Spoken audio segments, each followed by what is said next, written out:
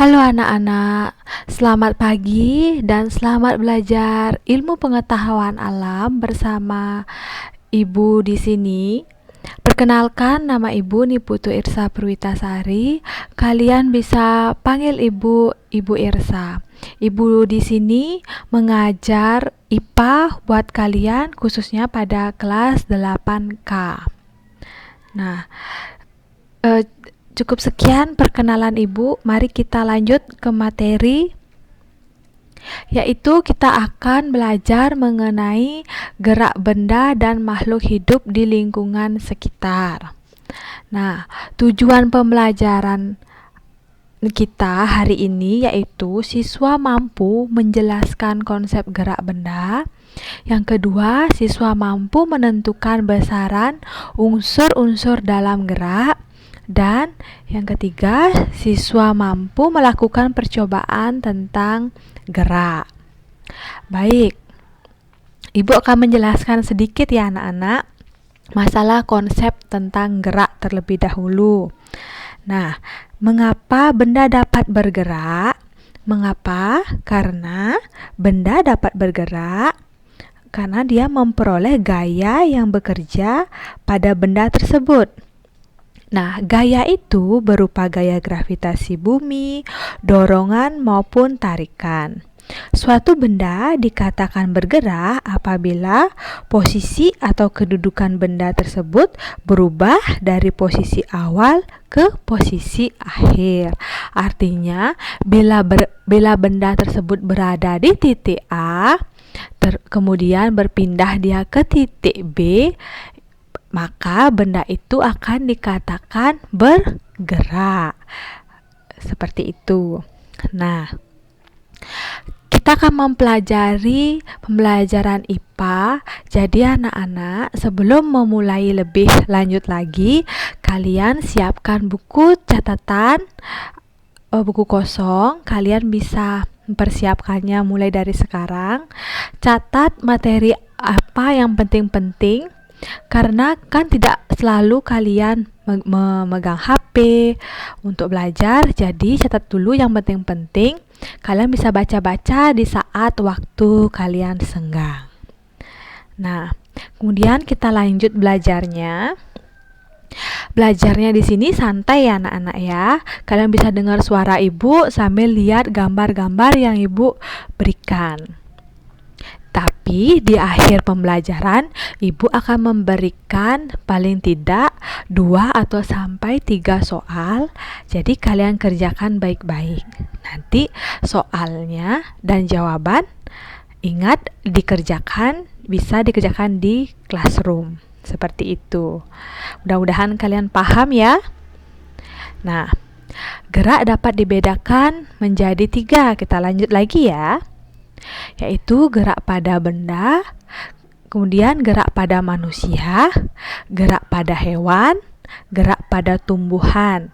Nah, untuk pembelajaran kita hari ini di video yang Ibu buat sekarang, kita akan belajar mengenai gerak pada benda saja terlebih dahulu untuk minggu ini. Oke? Lanjut lagi, kita fokus belajar mengenai gerak pada benda. Nah, gerak pada benda tadi sudah Ibu singgungkan, yaitu gerak adalah apa? Perubahan atau peralihan posisi kedudukan atau tempat dari suatu benda atau makhluk hidup dari posisi atau kedudukan awal. Jadi, benda mati sebenarnya tidak dapat bergerak jika tidak ada pengaruh dari luar. Dan pengaruh dari luar itu berupa gaya. Bisa gaya yang kita berikan, gaya berupa dorongan, itu juga termasuk gaya. Nah, gaya adalah interaksi yang terjadi pada sebuah benda sehingga benda tersebut dapat bergerak. Seperti itu anak-anak. Ingat, dicatat yang penting-penting biar kalian ingat. Kemudian, nah, lanjut lagi ke macam-macam gaya yang Ibu di sini berikan macam-macam gaya. Yang pertama ada gaya gravitasi, ada gaya elektromagnet, dan ada gaya kelembaman. Nah, untuk gaya gravitasi, ketiga gaya ini, coba kalian cari pengertiannya. Dicatat ya di buku tulisnya, khusus buku pelajaran IPA-nya. Catat, gaya gravitasi itu apa? Coba dicari tahu dulu sendiri. Nanti kita akan bahas sama-sama. Paham? Kemudian lanjut lagi ke macam-macam gerak. Tadi kita jelaskan tentang macam-macam gaya. Sekarang kita akan membahas macam-macam gerak pada materi kali ini. Ada beberapa macam gerak, yaitu gerak semu atau relatif, gerak ganda, gerak lurus, gerak parabola, dan gerak melingkar. Mari kita bahas gerak semu terlebih dahulu. Nah, gerak semu atau relatif, semua orang pernah melakukannya atau pernah mengalaminya. Gerak semu atau gerak relatif, coba diingat kembali. Nah, gerak semu juga berarti benda yang diam namun seolah-olah bergerak dikarenakan gerakan pengamat. Ibu ulang lagi sekali ya. Gerak semu juga berarti benda yang diam namun seolah-olah bergerak dikarenakan gerakan pengamat, gerakan dari kita. Seperti itu. Nah, contohnya, kamu mengendarai kereta dan melihat pohon-pohon di pinggir jalan. Nah, gerak pohon ini dikatakan semu karena sebenarnya pohon itu diam. Jadi yang bergerak siapa? Iya, kamu yang mengendarai kereta. Seperti itu, seperti gambar atau kalian sedang mengendarai mobil. Bisa juga seolah-olah pohon itu bergerak, padahal yang bergerak berpindah itu dirimu. Seperti itu. Lanjut lagi ya, itu tadi tentang gerak semu atau gerak relatif. Kemudian lanjut lagi gerak ganda. Nah, gerak ganda itu yaitu gerak bersamaan yang dialami oleh suatu benda ditinjau dari benda-benda sekitarnya. Seperti itu. Lanjut lagi gerak lurus. Nah, gerak lurus adalah gerak yang melalui lintasan lurus. Gerak lurus dikategorikan menjadi dua, yaitu gerak lurus beraturan atau biasanya kita singkat dengan GLB, dan gerak lurus berubah beraturan, kita singkat menjadi GLBB. Nah, GLB itu sendiri yaitu suatu benda dikatakan GLB apabila kecepatannya tetap dan percepatannya 0. Dengan kata lain, benda tersebut tidak memiliki percepatan. Sementara GLBB terjadi apabila memiliki percepatan tetap, baik karena kecepatannya bertambah maupun berkurang. Dengan kata lain, GLBB dibagi menjadi dua gerakan, yaitu GLBB dipercepat dan GLBB diperlambat. Nah, itu mengenai pengertian gerak lurus ya anak-anak ya. Untuk mempelajari lebih dalam mengenai GLB dan GLBB, nanti di video selanjutnya kita khusus membahas mengenai gerak lurus berubah beraturan dan gerak lurus beraturan. Seperti itu. Nah, gerak parabola.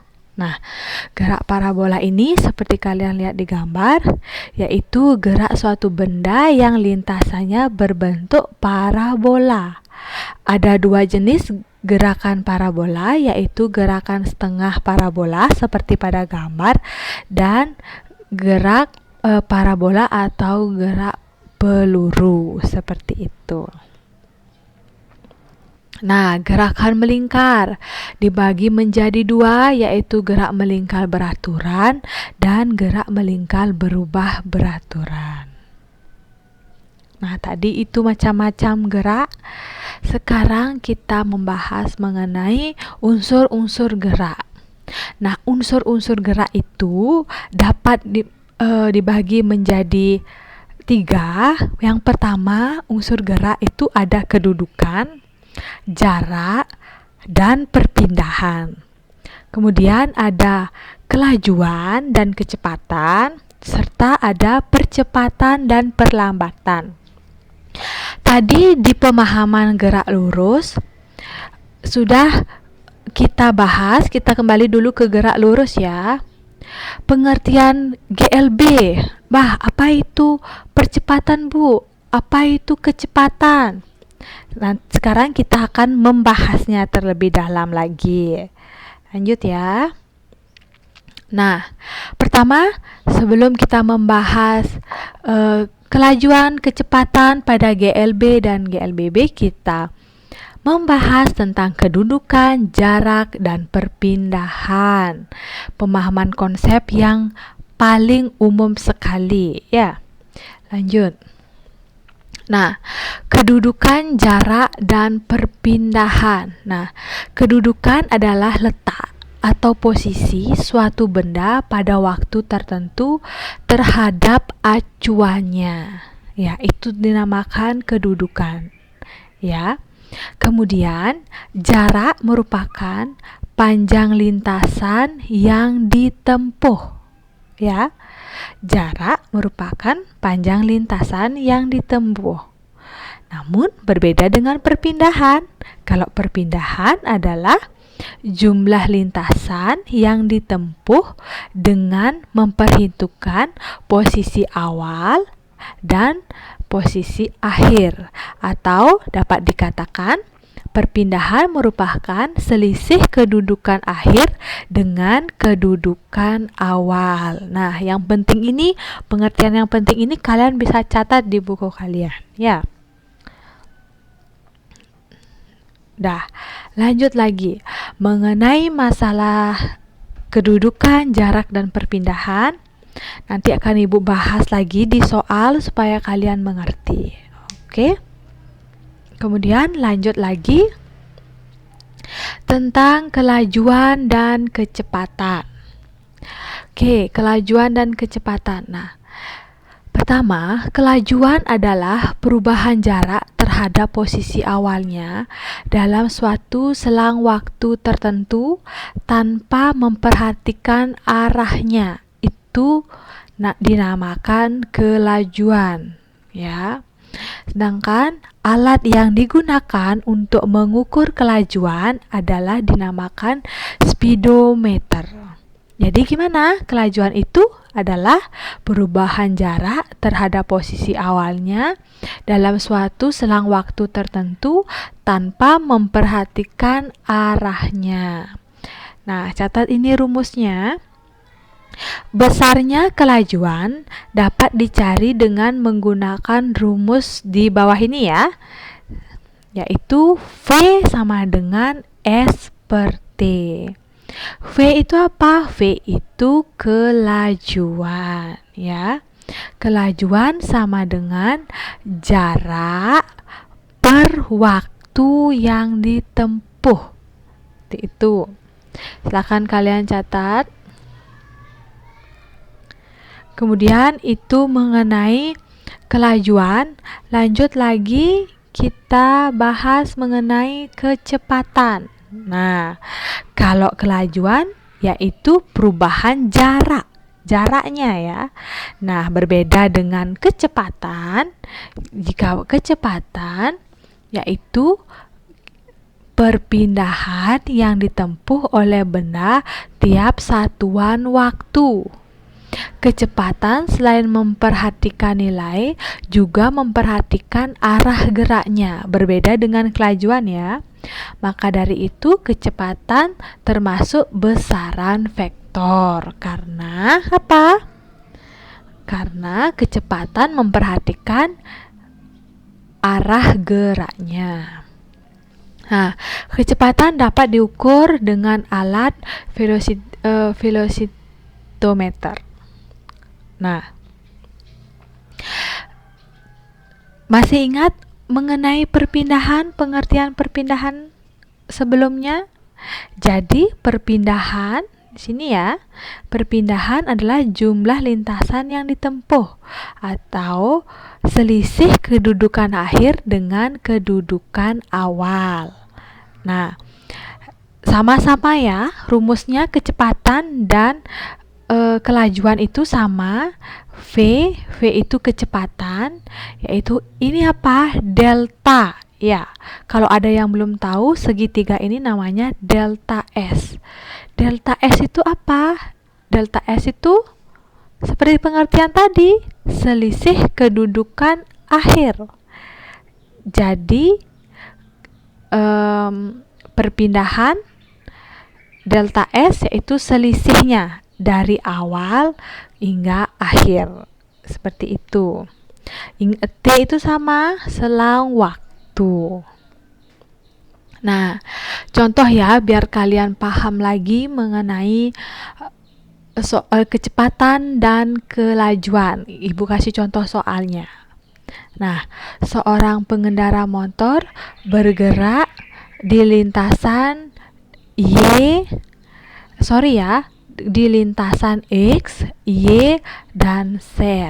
Nah, selang waktu yang ditempuh pengendara dari X ke Z adalah 60 menit.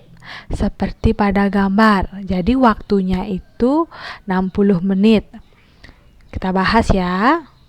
Nah, dari X ke Y yaitu 3 km, dari Y ke Z 4 km. Nah, diketahui panjangnya dari XY yaitu 3 km. Panjang YZ sama dengan 4 km. Waktu X sampai ke Z yaitu 60 menit. Nah, 60 menit atau sama dengan 1 jam. Nah, yang ditanyakan ke soal yaitu besar kelajuan dan kecepatan. Mari kita jawab ya. Nah, ingat ya, kita gabungkan dulu jaraknya. Jarak bukan perpindahan, bedakan jarak dengan perpindahan. Kalau jarak itu gabungan ya, dari X, Y ke Z. Jadi panjang XY itu 3, kita tambah 3. Kemudian panjang Y dan Z itu 4. Jadi 3 ditambah 4 sama dengan 7 km. Itu jarak yang ditempuh dari awal hingga akhir. Kemudian baru kita bisa menjawab kelajuan, karena rumus kelajuan yaitu jarak per waktu. Sehingga kelajuan sama dengan jarak per waktu, sehingga 7/1.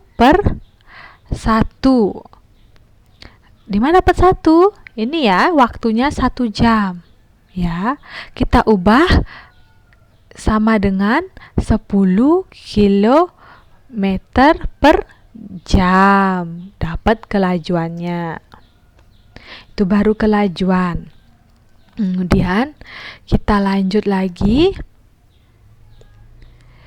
Nah, kita lanjut lagi mencari kecepatan. Karena ini berbentuk segitiga, kita pakai teorema Pythagoras. Di mana XZ sama dengan bagaimana? XY kuadrat ditambah YZ kuadrat. Jadi XY kuadrat ditambah YZ kuadrat, dikuadratkan ya, sama dengan akar 3 kuadrat ditambah 4 kuadrat sama dengan akar 9 ditambah 16. sehingga diperoleh akar 25. Jadi ini mencari apa? Perpindahannya. Sehingga akar 25 sama dengan 5. Sehingga bisa dibawa ke sini. Kecepatan sama dengan perpindahan per waktu. Hingga 5/1 sama dengan 5 km per jam. Nah, ini hasil kecepatan 5 km per jam dan ini hasil kelajuan. Ingat ya, kalau kecepatan perpindahannya perpindahan dari X ke Z. Kalau dia langsung lewat sini, dia butuh waktu atau dia menempuh kecepatannya memakai 5 km per jam. Jadi kalau dia dari X ke Y ke Z, dia kelajuannya yaitu 10 km per jam. Seperti itu.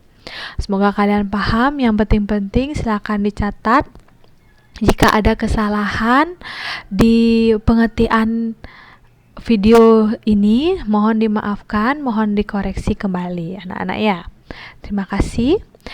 Kemudian kita lanjut lagi. Nah, tadi kita membahas kecepatan dan kelajuan. Sekarang kita akan membahas kecepatan rata-rata. Sorry, ini salah ya. Ini kelajuan rata-rata. Ini kecepatan rata-rata.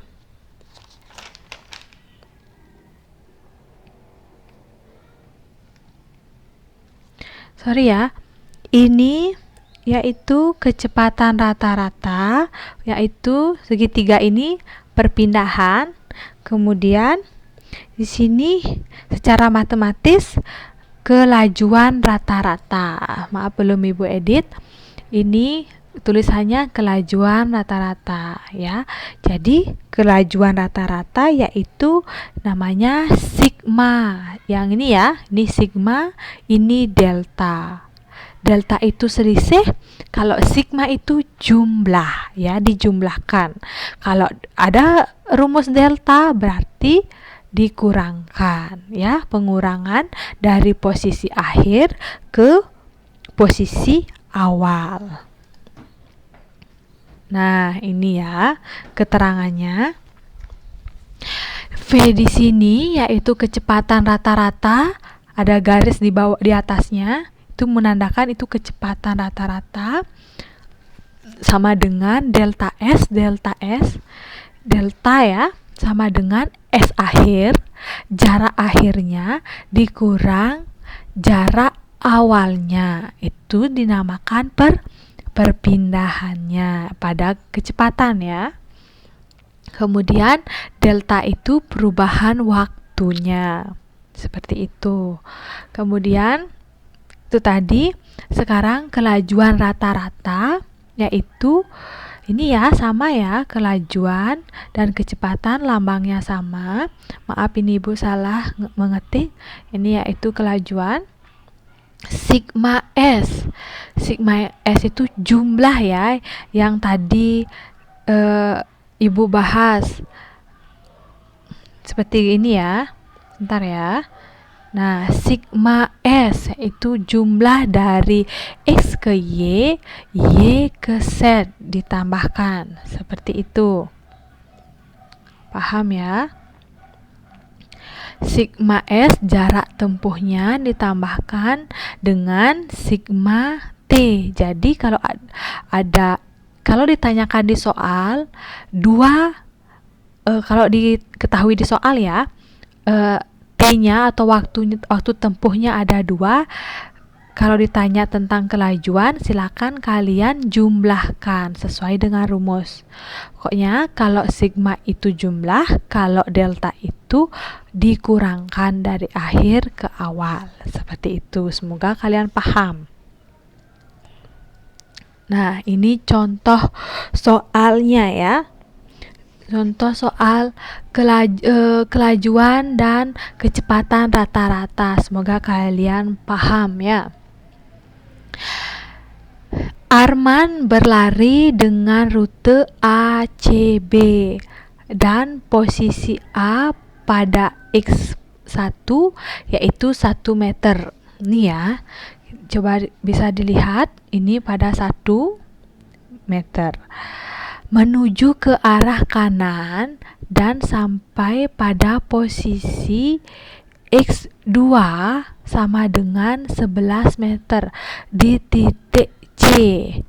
Jadi dia ke arah C, ke arah kanan, kemudian berbalik lagi, mundur lagi ke posisi 8 meter di titik B.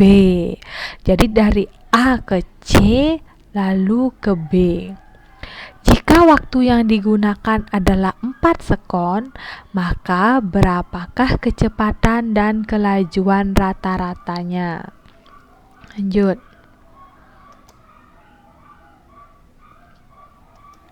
Nah, diketahui di soal yang tadi Ibu bahas sudah, yaitu yang pertama di posisi A, X1-nya 1 meter di posisi awal, kemudian B-nya X3, posisi akhirnya dia mundur lagi dia dari A ke C lalu ke B, sehingga posisi akhirnya yaitu 8 meter.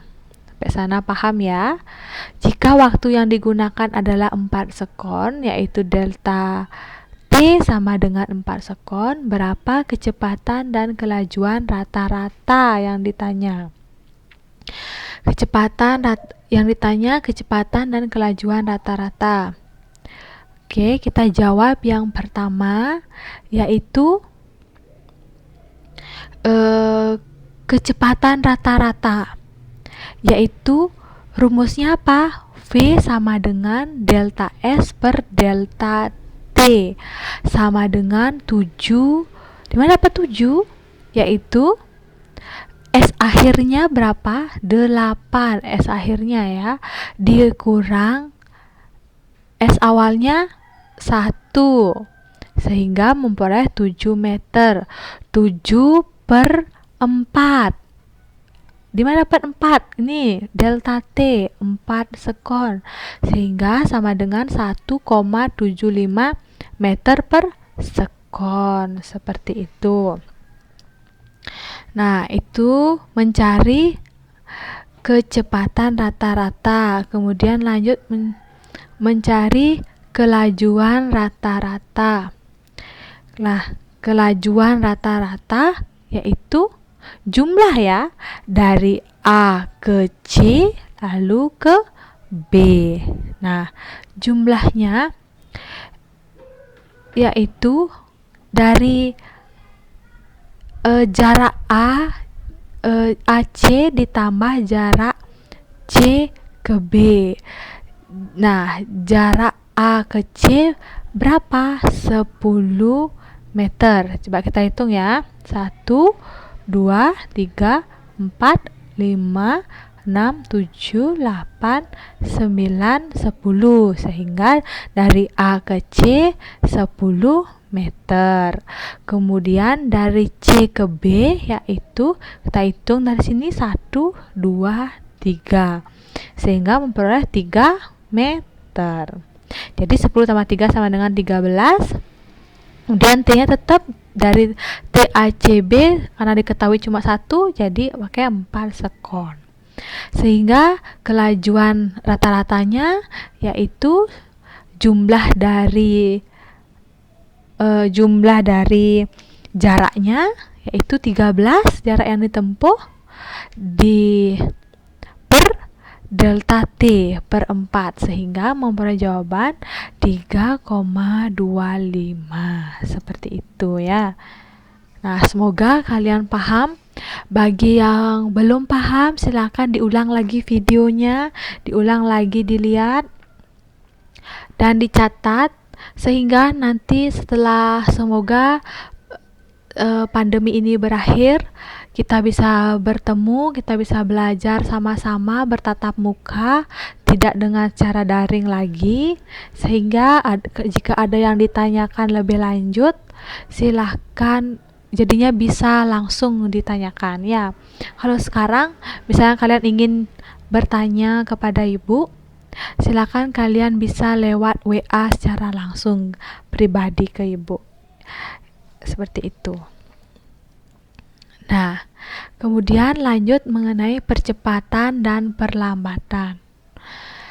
Nah, sebuah benda yang kecepatannya berubah tiap satuan waktu dikatakan mengalami percepatan. Nah, percepatan akan bernilai positif, sedangkan perlambatan akan bernilai negatif. Percepatan itu dilambangkan secara matematis yaitu A kecil.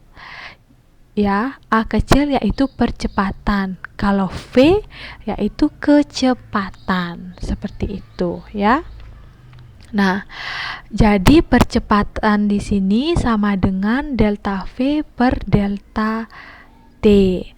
Nah, A itu percepatan, delta V itu selisih kecepatan, dan delta T selisih waktu. Itu mencari percepatan. Nanti kita akan memberikan contoh soal lagi. Nah, ini kecepatan rata-rata. Tadi itu percepatan aja. Sekarang kita bahas mengenai percepatan rata-rata. Percepatan rata-rata merupakan perubahan kecepatan terhadap selang waktu tertentu. Percepatan rata-rata memiliki nilai dan arah. Seperti ini ya. Rumusnya secara matematis. Bisa kalian gambar. Nah, itu tadi mengenai pembahasan mengenai tentang gerak di awal. Semoga kalian memahaminya. Jika ada sedikit aneh atau bagaimana di videonya, tolong dimaklumi ya, karena ini baru awal kita belajar mengenai pengertian gerak pada benda, sehingga untuk minggu depan kita akan belajar mengenai kita akan belajar mengenai gerak lurus berubah beraturan GLB dan GLBB. Jadi siapkan buku, siapkan pulpen, minggu depan kita akan bahas. Nah, untuk soal nanti kalian bisa lihat di Google Classroom. Nanti soalnya paling tidak lebih dari 2 atau 3 tentang gerak benda, seperti itu. Jika ada yang ingin tanyakan, silakan ditanyakan langsung lewat WA Ibu. Seperti itu. Kalau tidak tahu nomor WA Ibu, kalian bisa tanya ke perwalian kalian masing-masing ya. Sampai jumpa di pembelajaran berikutnya. Salam sehat dan jaga selalu kebersihan, dan jangan kemana-mana, jangan nakal, itu penting. Jangan semir rambut karena kalian sudah liburnya hampir 4 bulan ya. Jangan main layang-layang karena banyak tugas dari guru-guru, bukan dari ibu saja, dari guru yang lain. Belajar di rumah, mengisi ilmu